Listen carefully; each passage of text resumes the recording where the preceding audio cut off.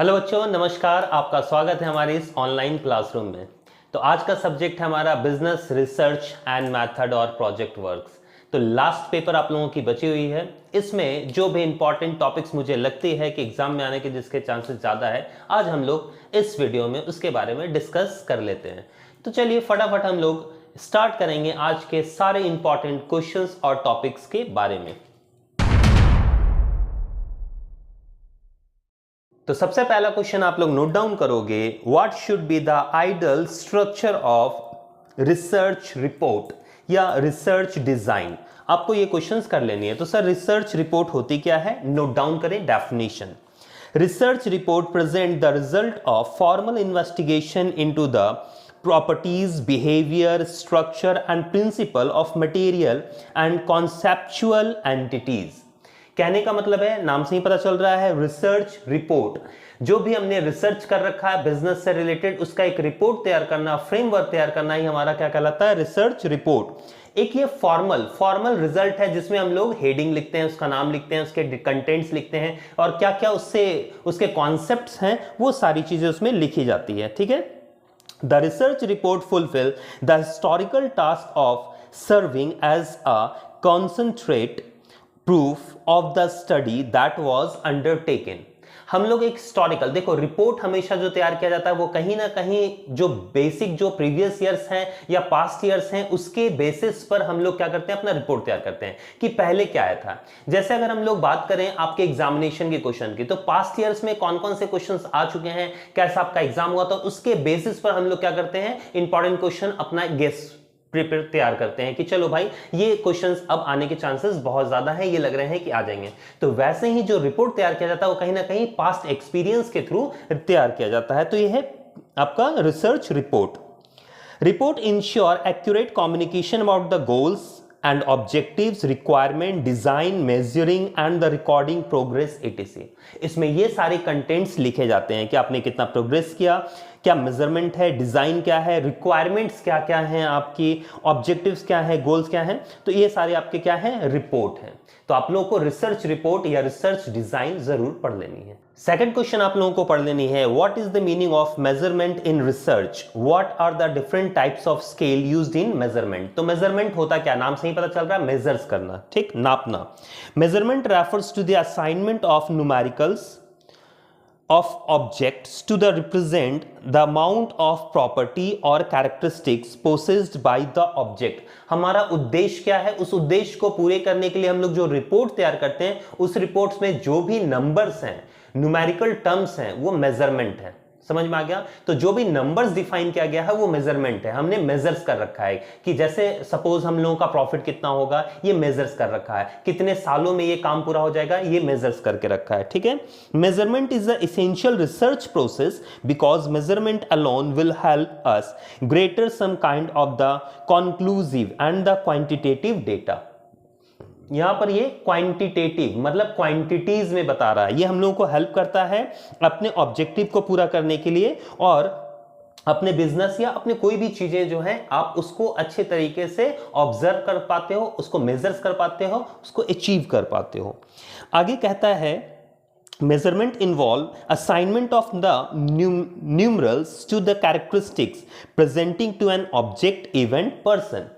किसको रिप्रेजेंट कर रहा है, हमारे उद्देश्य को, हमारे इवेंट्स को, जो हमारा काम है, और जो भी पर्सन से रिलेटेड है उसको। कितने लोग चाहिए इस काम को करने के लिए, कब तक पूरा हो जाएगा, कितना पैसा खर्च होगा, ये सारी चीजें। तो कहीं ना कहीं रिपोर्ट में जब नंबर्स को मेजर्स किया जाता है तो उसको हम लोग मेजरमेंट कहते हैं। इसके टाइप ऑफ स्केल की बात की जाए तो क्लासिफिकेशन ऑफ स्केल को 4 पार्ट में बांटा गया है। नॉमिनल स्केल, ऑर्डिनल स्केल मतलब ऑर्डर में, इंटरवल स्केल और रेशियो स्केल। इसके टाइप्स आप जरूर पढ़ लेंगे। हमारा नेक्स्ट क्वेश्चन है, what is hypothesis, what characteristics it must possess in order to be a good research hypothesis. तो सर सबसे पहले हाइपोथेसिस होती क्या है, हम लोग डिफरेंट डेफिनेशंस को नोट डाउन करेंगे। लिखिए, हाइपो मींस टेंटेटिव और subject to a verification and thesis means the statement about the solution of a problem। Hypo मतलब है सब्जेक्ट मैटर से रिलेटेड, उसका वेरिफिकेशन करना, उसका रिसर्च करना, और थेसिस मतलब उसका सॉल्यूशन देना। तो कहीं ना कहीं जिस सब्जेक्ट के बारे में बात हो रही है उसको रिसर्च करना और उसमें अपना स्टेटमेंट, अपना सॉल्यूशन देना कि how to this problem will be solved according to me. हर एक पर्सन, हर एक इंसान, हर एक इंस्टीट्यूशन का अपना हाइपोथेसिस है। हाइपोथेसिस मतलब हमारे विचार कि इस प्रॉब्लम का पार्टिकुलर सॉल्यूशन मेरे अकॉर्डिंग क्या होगा, दैट इज हाइपोथेसिस। कहता है the word meaning of the terms hypothesis is a tentative statement about the solution of the problem. हर एक प्रॉब्लम का सॉल्यूशन बताना ही हाइपोथेसिस कहता है उस पार्टिकुलर पर्सन के अकॉर्डिंग। तो यह हाइपोथेसिस आप कर लोगे। और इसमें जो आप लोगों को पढ़नी है उसके कैरेक्टरिस्टिक्स, एक गुड रिसर्च के लिए हाइपोथेसिस कैसी होनी चाहिए, सब्जेक्ट मैटर से रिलेटेड होने चाहिए, कंक्लूजन क्या होना चाहिए, बेस्ड होना चाहिए, कैसा होना चाहिए, ये सारी चीजें आप लोगों को पढ़ लेनी है इसमें। नेक्स्ट आप लोगों को पढ़ लेनी है define basic concept of sampling, discuss the different types of non sampling errors and how can their impact research result to be determine. ठीक है, आप लोगों को पढ़नी है सैम्पलिंग। सैम्पलिंग के बारे में आप जानते ही होंगे, डेटा कलेक्शन करने के लिए दो मेथड्स हैं, एक होता है सेंसस मेथड, एक होता है सैम्पलिंग मेथड। आप दोनों मेथड्स पढ़ लोगे, सेंसस मेथड भी, सैम्पलिंग मेथड भी।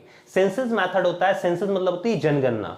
जब हम लोग पूरे यूनिवर्स में हर एक चीजों को, हर एक पॉइंट को रिसर्च करते हैं, उसका सर्च करके उसके सारे पॉइंट्स को हम लोग डिटरमाइन करते हैं, तो वो सेंसस मेथड है। मतलब हर एक पॉइंट को चेकआउट करना हमारा सेंसस मेथड कहलाता है। और सैम्पलिंग मेथड मतलब हो गया सैंपल। जैसे हमारे बॉडी में हम लोग को मान लो कि कौन सी डिजीज है, इसके लिए ब्लड सैंपल लिया जाता है, एक बूंद, और पूरी बॉडी में बता दिया जाता है कि क्या है। तो सैंपल का मतलब होता है पूरी चीजों में से एक चीज को, यूनिवर्स में से, पूरे एक यूनिवर्स में से एक चीजों को उठाना और उसके थ्रू पूरे सारी चीजों को बता देना। ठीक, जैसे मान लो मैं पूरे क्लास का टेस्ट ले रहा हूं, पूरे क्लास का मैं टेस्ट ले रहा हूं, हर एक बच्चे का टेस्ट ले रहा हूं, तो ये सेंसस मेथड हो गया।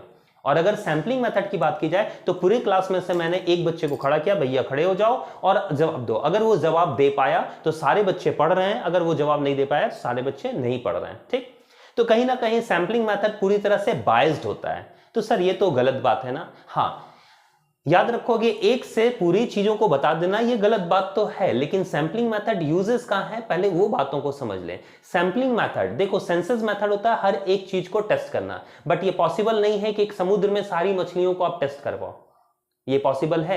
एक गन्ने के खेत में सारे गन्ने लगे हुए हैं, सारे गन्ने को एक एक करके टेस्ट कर पाओ, क्या ये पॉसिबल है? मक्के खेत में हर मक्के के एक दाने को टेस्ट कर पाओ, क्या पॉसिबल है? नहीं।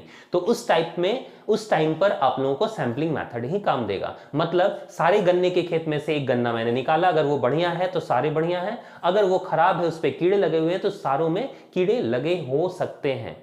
या ऐसे समझ सकते हो कि अगर समुद्र में से मैंने एक मछली निकाली, अगर उसे डिजीज है तो भैया उस डिजीज तो पूरे पानी में फैल गया होगा और सारे मछलियों को डिजीज हो गया होगा, ये मान लिया जाएगा। समझ में आ गया? तो ये हमारा सैंपलिंग मेथड कहता है। तो आपको ये सैंपलिंग मेथड पढ़ लेना और सैंपलिंग एरर्स जरूर कर लेने हैं। और डिफरेंस बिटवीन अगर देख सकते हो तो सेंसस और सैंपलिंग मेथड में डिफरेंस देख लो। नेक्स्ट आप लोगों को पढ़ लेनी है what is the significance of research in modern world. ये आपको क्वेश्चन देख लेनी है। और क्या देख लेना है सर? आप लोगों को देख लेने हैं difference between primary and secondary data. Primary data और सेकेंडरी डेटा तो आप जानते ही होंगे। प्राइमरी डेटा और those data which are collected from the origin. जब हम ओरिजिन से एक्चुअल डेटा कलेक्ट करके लाते हैं तो वो प्राइमरी डेटा होता है, और जब हम किसी दूसरे के थ्रू डेटा कलेक्ट करके लाते हैं तो वो सेकेंडरी डेटा होता है। जैसे मान लो कि सपोज दैट मैंने आपका टेस्ट लिया, ठीक है, मुझे मार्क्स पता चल गया, कौन पढ़ने में तेज है, कौन पढ़ने में कमजोर है। ये कौन सी डेटा हो गई? प्राइमरी डेटा, क्योंकि मैंने ओरिजिन से खुद जाकर कलेक्ट किया है। आपके गार्जियंस ने मुझसे पूछा कि मेरे बच्चे का मार्क्स कितना है, तो कहीं ना कहीं मेरे थ्रू वो पब्लिश हो रहा है, वो सेकेंडरी डेटा है। हम लोग जो न्यूज़पेपर में पढ़ते हैं, या जो हम लोग मैगजीन में देखते हैं, या हम लोग टीवी में जो देखते हैं न्यूज़, ये सारी कौन सी डेटा हुई? सेकेंडरी डेटा, क्योंकि हम जाकर कलेक्ट नहीं कर रहे हैं। वही मार्केट में जाकर आप खुद आम के दाम कलेक्ट करके लाओ, दैट इज प्राइमरी डेटा। तो आप लोग ये देख लोगे। नेक्स्ट क्वेश्चन हम लोगों को देख लेनी है right a short notes on the methods of data collection. Data collection करने के कौन कौन से मेथड्स हैं, आप लोग ये जरूर पढ़ लीजिएगा। हो सकता है कि उस मेथड्स में से कोई क्वेश्चन उठाकर दे दिया जाए कि आपके कौन कौन से, जैसे प्राइमरी डेटा और सेकेंडरी डेटा के मेथड्स कौन कौन से हैं।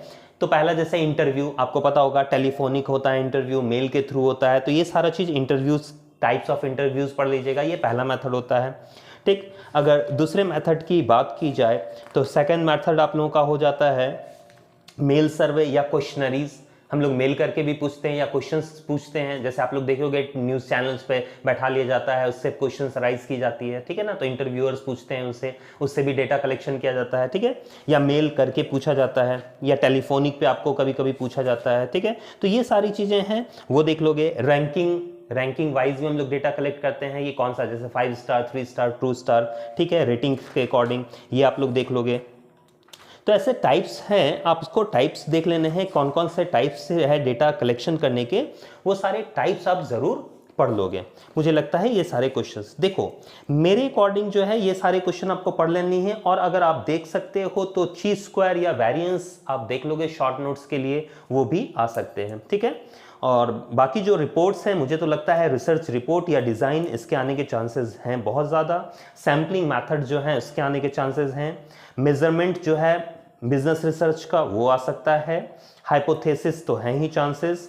तो मैंने जितने भी बताए हैं क्वेश्चंस, वो एक बार आप जरूर देख लें।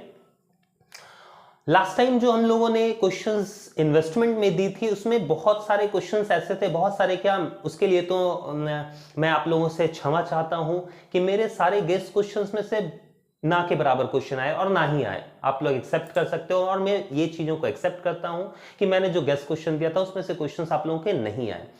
तो इसमें आप लोगों से ज़्यादा दुख मुझे भी होता है कि मैंने बच्चों की हेल्प करनी चाहिए। मैं अपने अकॉर्डिंग जो क्वेश्चंस मुझे लगते थे कि हाँ बेसिकली इंपॉर्टेंट है, सिलेबस के अंदर में है, ये सारे क्वेश्चन आने चाहिए, वो नहीं आए।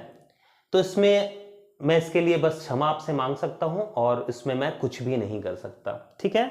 बाकी मैंने कोशिश की है कि आपका रिसर्च और मेथड में ये सारे क्वेश्चन आ जाए, और अपने पास्ट एक्सपीरियंस के अकॉर्डिंग मैंने ये सारे क्वेश्चंस निकाल रखे हैं, और आशा करता हूं कि आप लोग एग्जाम देकर आए और बहुत खुशी से मैसेज करें कि हाँ सर सारे क्वेश्चन आ गए और हम लोगों ने सारे क्वेश्चंस लिख दिए।